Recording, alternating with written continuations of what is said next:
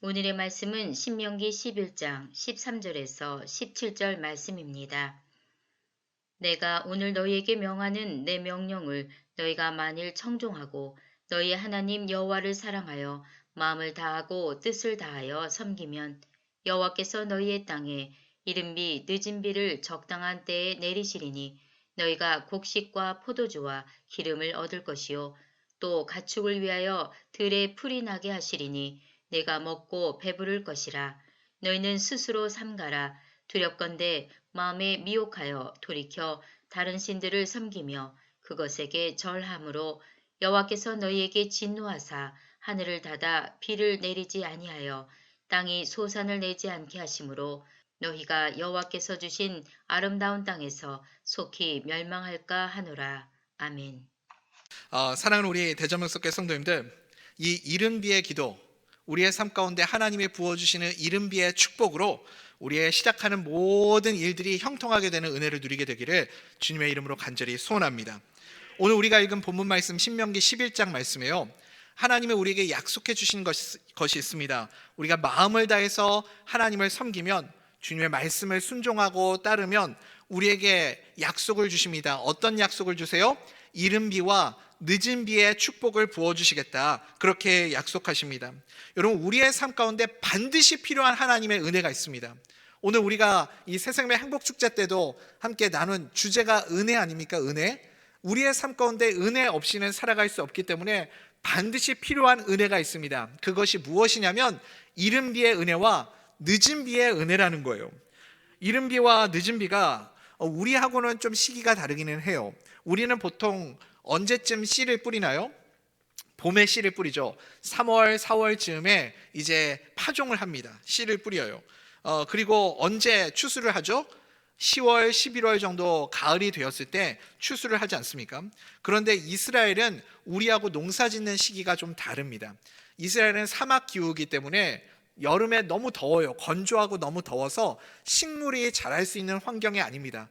그래서 오히려 정반대, 우리가 생각할 때는 겨울인데 그때가 우기이고 비도 많이 오고 식물이 자라고 곡식을 키우기에 훨씬 더 적절한 시기라는 거죠. 그래서 언제 씨를 뿌리냐면 10월에 씨를 뿌립니다.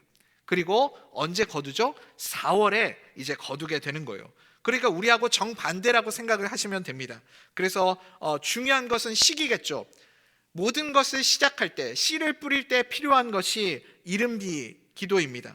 사실은 10월 달에 오는 비인데 우리에게는 지금 이제 다음 주면 곧 3월이 찾아오지 않습니까? 씨를 뿌리는 봄이 찾아올 때 우리에게 반드시 필요한 은혜가 무엇인가? 이른비의 은혜라는 거죠.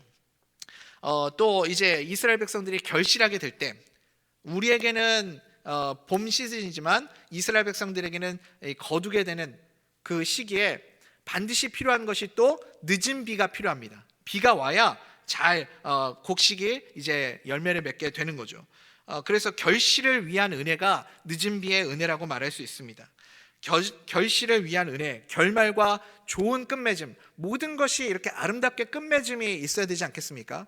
시작만 좋은 것이 아니라 마무리가 잘 되려면 반드시 필요한 것이 무엇인가? 이 늦은 비가 필요하다는 거죠. 그래서 추수를 위한 비, 우리에게 치자면 부흥을 위한 비, 이것이 늦은 비의 축복이라고 말할 수 있습니다. 이 이른 비와 늦은 비의 상징적인 의미를 여러분 좀 아시겠죠? 오늘은 시간 관계상 우리가 이른 비에 대해서만 함께 나누려고 합니다. 원래 이른 비가 오기 전에 이스라엘은 사막 기후니까 여러분 늘 땅이 메마르고 딱딱해 있지 않겠습니까? 그래서 기경을 한다고 하죠. 우리가 작물을 심으려면, 곡식을 뿌리려면 반드시 땅을 기경을 해야 됩니다. 혹시 여러분 쟁기질 해보셨습니까? 한 분만 쟁기질 해보신 건가요?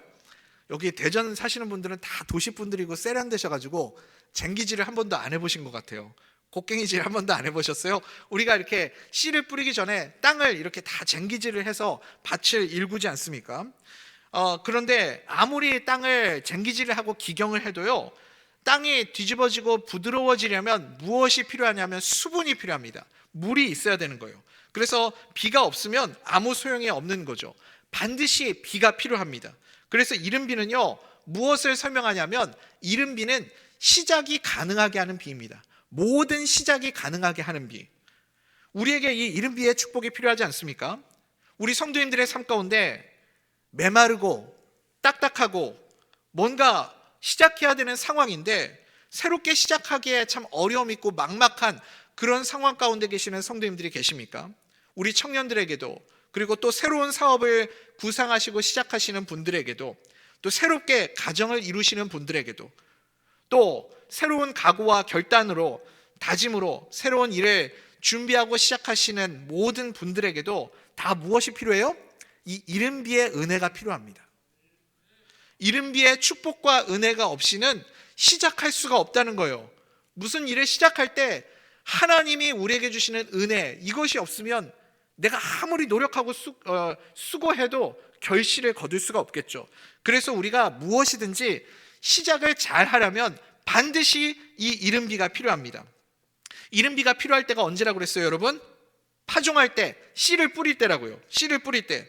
근데 이 씨 뿌릴 때 비가 없으면 뭐 어떻게 되겠습니까? 싹 자체가 나질 않잖아요. 그러니까 이 메마른 것을 깨버리고 굳어진 것을 깨버리고 모든 안 좋은 악조건이 좋은 상황으로 바뀌게 만들어버리는 것, 이것이 뭐라고요? 이른 비의 기도라는 겁니다. 이른 비에 대해서 제가 조금 더 자세히 설명을 드린다면, 우리 신약 성경에 넘어가면 이 이른 비의 기도가 오순절 성령 사건에도 볼 수 있다고 할 수 있겠습니다. 그때가 교회가 시작되는 시간이잖아요. 교회의 태동기. 그때 이른 비의 기도가 필요했습니다. 이른 비가 필요했어요. 그게 10일간의 마가의 다락방에서 제자들이 함께 모여 기도하던 그 기도의 시간들 아니겠습니까? 그때 당시에 제자들이 상황이 얼마나 안 좋았어요. 막막하고 답답하죠. 왜냐하면 그들이 그렇게 의지하고 바라보았던 예수님이 이제 부활하셔서 승천하셨습니다. 승천하셨다는 게 뭐예요? 이제 제자들과 함께 계시지 않는 거예요. 떠나버리셨어요. 그러니 제자들이 얼마나 두려웠겠습니까? 이제 예수님 없이 우리 어떻게 하지? 예수님 없이 우리 어떻게 살지? 두려웠겠죠. 그리고 많이 위축됐겠죠. 그런 상황 가운데서 예수님이 마지막 승천하시면서 제자들에게 하신 말씀이 무엇입니까? 누가복음 24장 49절에 보니까 예수님이 제자들에게 너희는 위로부터 능력으로 입혀질 때까지 이 성에 머물라. 위로부터 능력이 너희에게 입혀질 때까지 이곳에 머물라. 그러면서 뭐 하라는 거예요? 기도해라. 모여서 기도해라. 예수님께서 말씀하셨어요. 그게 무엇이죠, 여러분? 이른 비의 기도입니다. 우리의 삶 가운데 딱딱함이 있고 메마름이 있고 불가능해 보이고 아무것도 어떻게 시작해야 될지 모르는 그런 막막한 상황 가운데 있을 때가 있습니다. 막연하고 막막할 때 뭔가 목표를 세워야 되는데 목표조차도 세울 수 없을 정도로 답답할 때, 그때 우리가 무엇을 해야 될까요? 이른 비의 기도를 해야 된다고요. 이른 비의 기도가 있어야 됩니다. 그래서 여러분, 이른 비의 기도는 어떤 기도이냐? 막연하게 막 시작하는 기도, 막연하지만 시작하는 그런 기도가 이른 비의 기도입니다. 여러분, 우리도 이렇게 막막하고 답답할 때 뭘 해야 될지 모를 때 그냥 기도할 때가 있잖아요. 이런 기도를 할 때 사도행전 1장 14절에 보니까 이렇게 표현되어 있습니다. 우리 사도행전 1장 14절 한번 읽어볼까요? 시작. 여자들과 예수의 어머니 마리아와 예수의 아우들과 더불어 마음을 같이하여 오로지 기도에 힘쓰더라. 아멘. 여기 오로지 기도에 힘쓰더라 이렇게 말씀하죠. 오로지 기도에 힘쓰더라 하니까 우리가 오해하는 것 중에 한 가지가 무엇이냐면 오로지, 그러니까 한 가지라고 생각을 하잖아요. 그래서 이렇게 예수님의 제자들과 또 예수님을 따르던 여인들이 함께 모여서 어떤 뚜렷한 목적과 목표 의식을 가지고 기도했다라고 생각합니다. 그런데 영어 성경에는 이 오로지가 어떻게 번역이 되어 있냐면 constantly, 끊임없이, 계속해서, 지속적으로 라고 번역이 되어 있어요. 그러니까 지금 예수님의 제자들과 이 여인들은 어떻게 기도했냐면 막막한 상황 가운데서, 답답한 상황 가운데서, 아무것도 보이지 않는 상황 가운데서 끊임없이 계속해서 지속적으로 기도했다라는 거예요. 그것이 오로지 기도했다라는 의미입니다. 끊임없이 기도할 때 어떻게 되었어요? 어느 순간 하나님이 보여주시는 거죠. 하나님이 막막한 상황 가운데서 어느 순간 길을 열어주시고, 어느 순간 하나님께서 이 보이지 않는 흐리멍텅했던 그런 상황들을 명확하게 보여주시는 그 순간들이 찾아오는 겁니다. 그게 여러분 뭐라고요? 이른 비의 기도의 능력이라는 거죠. 제가 보았던 영화 중에 아직도 생생하게 잊혀지지 않는 그 충격적인 느낌을 받았던 영화가 한 가지가 있습니다. 라이언 일병 구하기라는 영화예요. 여러분 혹시 이 영화 보신 분들 계십니까? 라이언 일병 구하기, 이 전쟁 영화인데 아마 여기 계신 우리 성도님들 가운데는 이 전쟁의 상황을 겪어보신 분들도 계시고 또 우리 한국 전쟁, 6.25 전쟁도 경험하신 어르신들도 계실지도 모르겠어요. 또 월남 파병 갔다가 오신 우리 어르신들도 계신 걸로 제가 알고 있어요. 이 전쟁을 경험해 보신 분들은 이 전쟁의 참혹함과 끔찍함을 알죠. 저는 뭐 군대 안 갔다 온 것 같이 생겼지만 군대를 갔다 왔거든요. 군대를 다녀왔다고 해서 전쟁을 경험한 것은 아니잖아요. 그 전쟁의 그 끔찍한 참혹한 현장을 본 적은 없죠.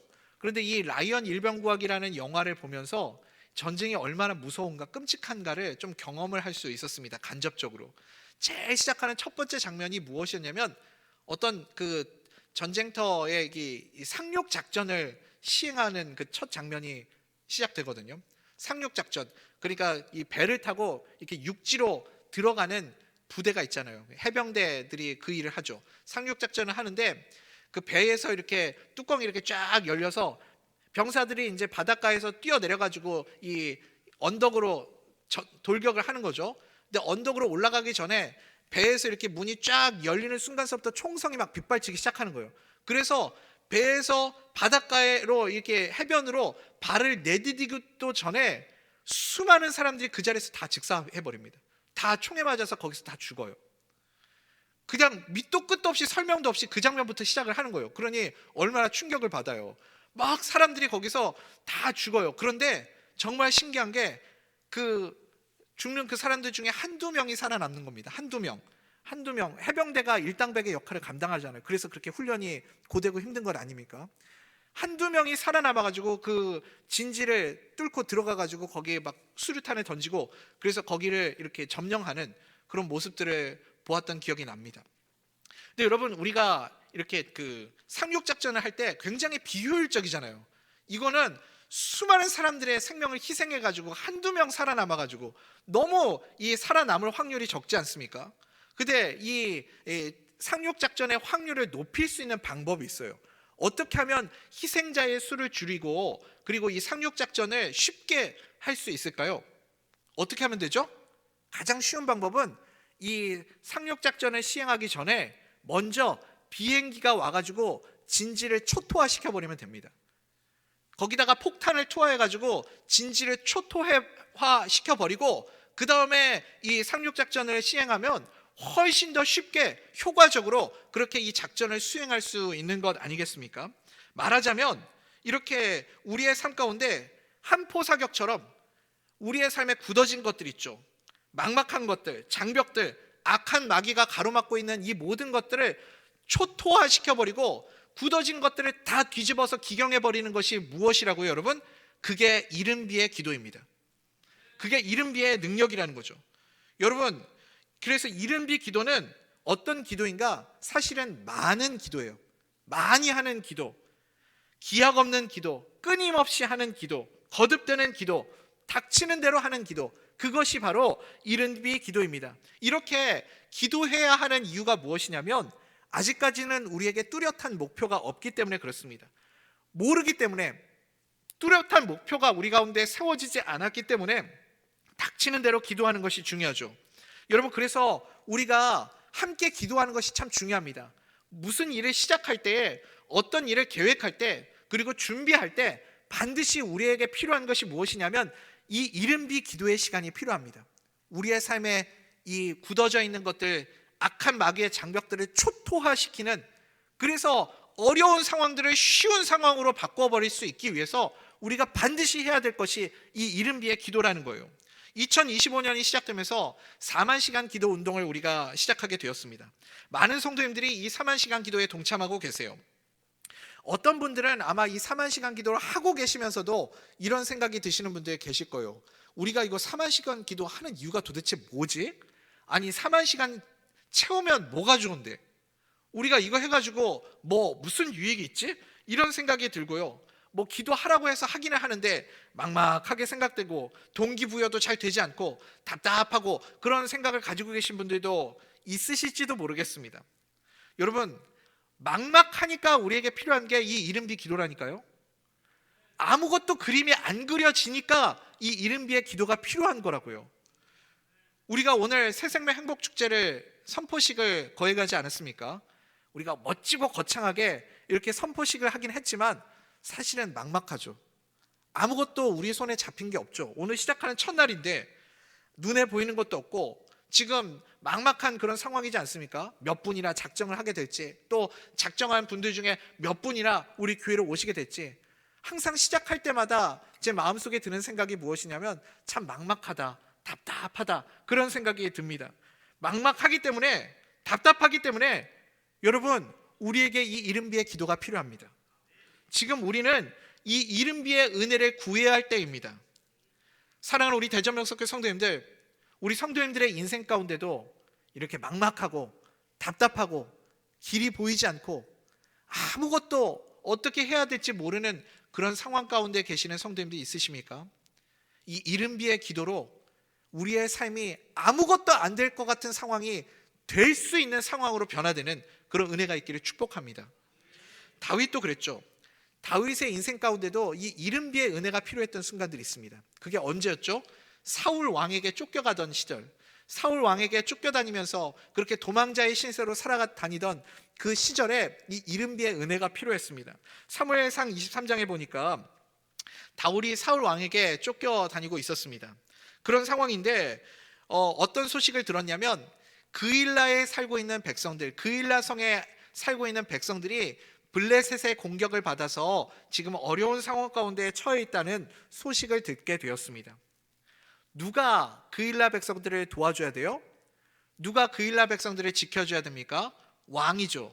사울이 왕인데 사울 왕이 백성들을 지켜주고 도와줘야 되는 것 아니겠습니까?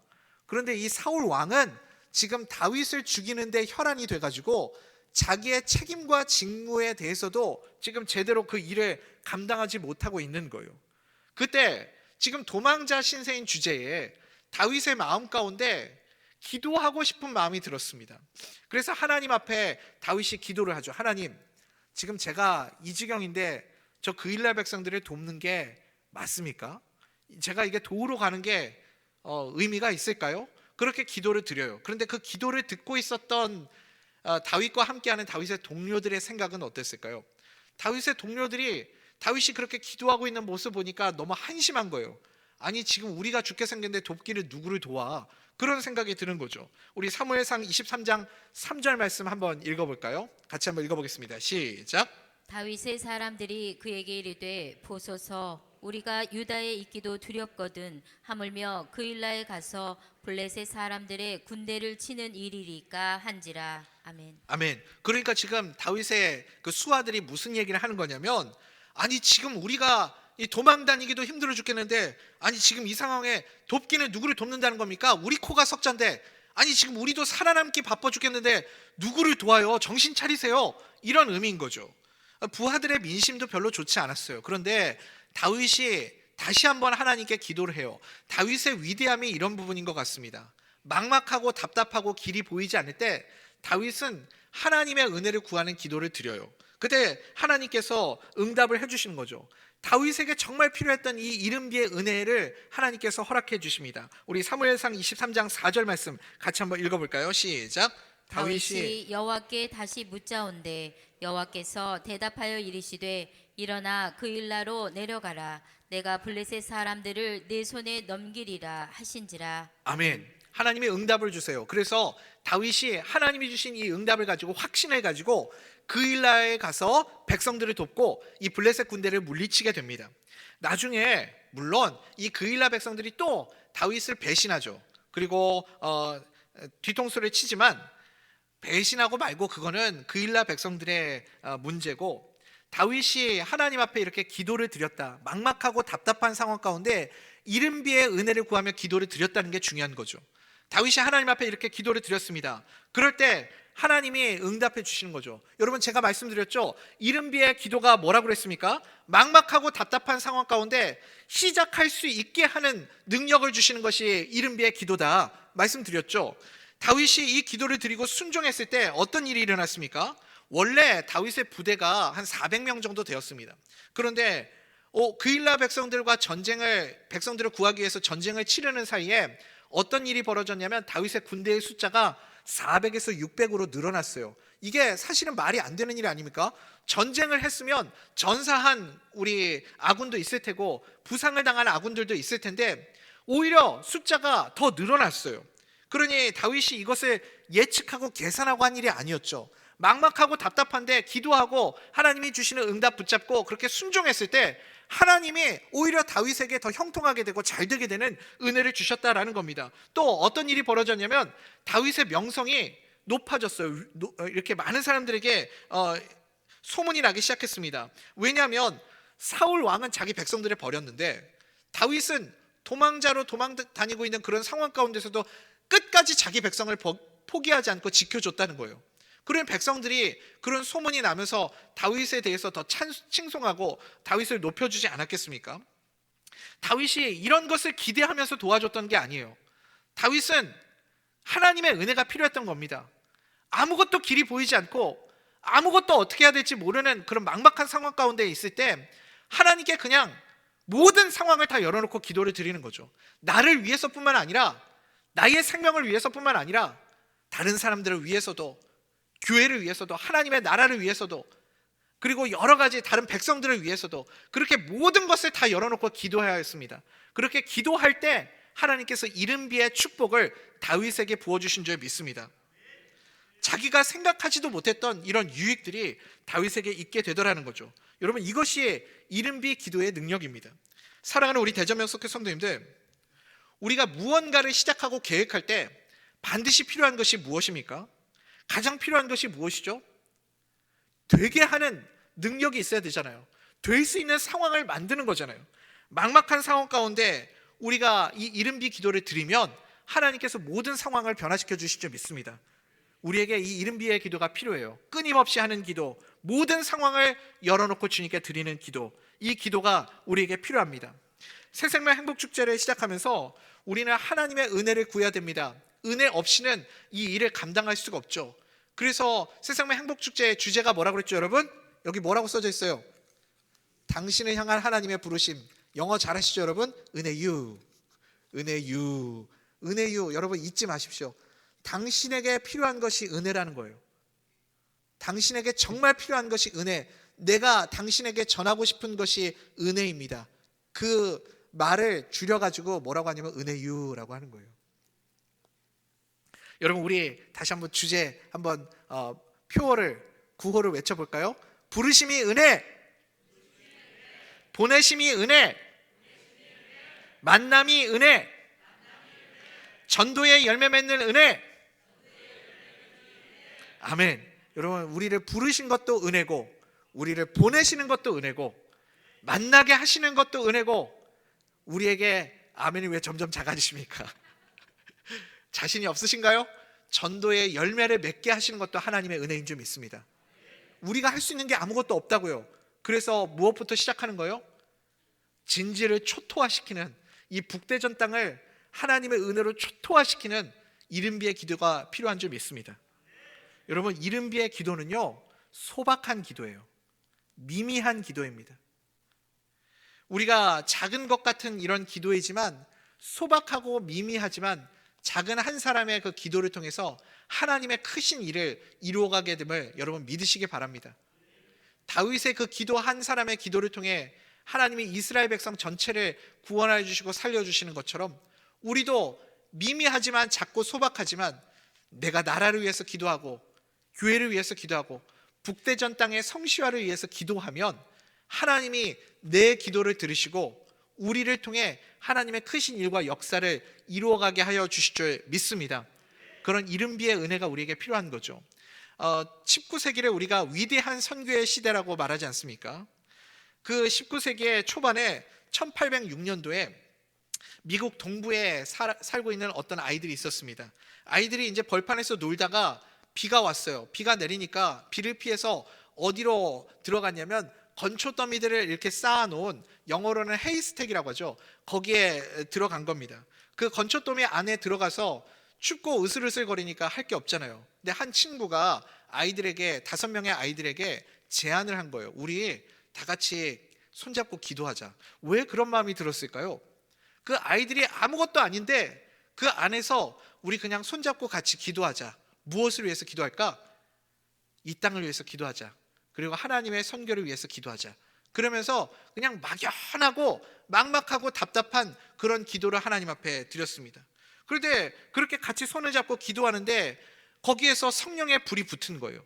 기도의 불이 붙어서 아이들이 뜨겁게 기도하기 시작하고 그것이 기도 운동으로 번져가기 시작했습니다. 헤이스택 무브먼트라고 해서 이 건초더미 기도 운동이 모든 청소년들과 청년들에게 전파되기 시작하고 그래서 그것이 나중에 거기에서 기도했던 그 아이들이 또 학교로 대학교로 진학해서 대학교에서 기도 운동을 벌이기 시작하는 거죠. 학생 자원자 기도 운동으로 그렇게 기도 운동이 퍼져가고 그 기도 운동에서부터 많은 선교사님들과 이 목회자들이 결단하고 거기서 생겨나게 되었죠. 거기서 이 파송받아 온 선교사님 중에 많은 분들이 우리 대한민국으로 조선 땅으로 오게 되었고 우리가 잘 아는 아펜젤러 선교사님 그리고 언더우드 선교사님 이런 쟁쟁한 선교사님들이 다 어디에서부터 시작된 것이냐면 이 건초더미 기도 운동에서부터 그 불이 붙어가지고 학생자원 기도 운동으로 옮겨가게 되고 그래서 거기서 결단하고 이 조선 땅까지 복음을 전파하기 위해서 오게 된 것입니다. 하나님이 그 기도를 들으시고 그 기도를 사용하여 주셔서 우리 이 머나먼 땅 아무도 알지 못했던 아시아 변방에 있는 조선이라는 땅에 하나님이 선교사들을 보내시고 복음을 전파하게 하시고 이 땅에 6만 개의 하나님이 기뻐하시는 아름다운 교회들을 세우게 하시는 그런 은혜를 우리에게 주신 줄 믿습니다. 그냥 우연히 거저 이루어진 일이 아니라는 거예요. 누군가의 미미하고 작은 기도가 있었습니다. 그렇지만 막연하고 미미하고 작은 그 기도를 주님께서 들으시고 이른비의 축복을 부어주셔서 그 기도를 통해서 하나님의 위대한 역사와 일을 이루어 가시는 것을 보게 됩니다.